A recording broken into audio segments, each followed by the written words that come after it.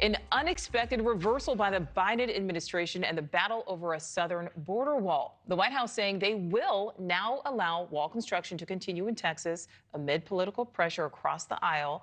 The new barriers will cover 20 miles of the U.S. Mexico border in Starr County, Texas.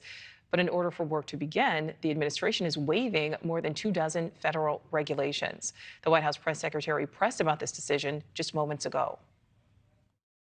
And this is how we're moving forward. And you heard directly from the president. His stance on the border wall has not changed.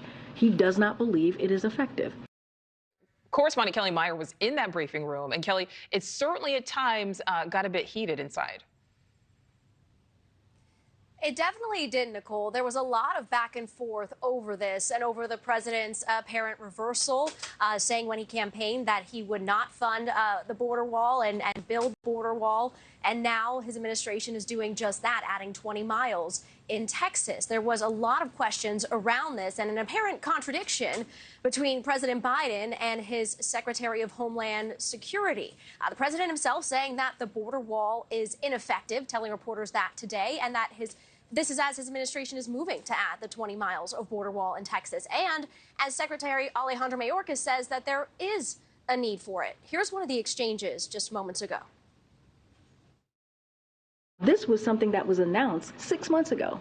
DHS actually announced this 6 months ago. And so this is not new. This is actually not new. Help with the situation in Texas? We believe that a border wall is not effective. You heard that from the president.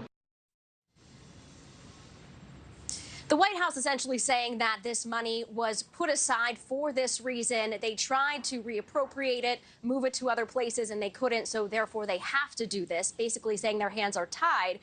But it contradicts a response sent by DHS Secretary Alejandro Mayorkas, saying there is, quote, an acute and immediate need to construct physical barriers, going on to say to prevent unlawful entries to the United States. And more pushback today from Democratic lawmakers on this. The administration, as you mentioned, waiving 26 federal laws, including the Clear Air Act, Safe Drinking Water Act, and Endangered Species Act, to build the wall. It's drawing reaction from one Democratic lawmaker saying, quote, the DHS secretary's authority to waive all laws and legal requirements in the name of the border wall is a disaster for human rights and our environment. And finally, former President Donald Trump also weighing in, who famously said, build the wall, taking to Truth Social to say, quote, so interesting to watch crooked Joe Biden break every environmental law in the book to prove that I was right. When I built 560 miles, he says they incorrectly state 450 in a story of brand new, beautiful border wall. And our Allie Bradley reported that the Biden administration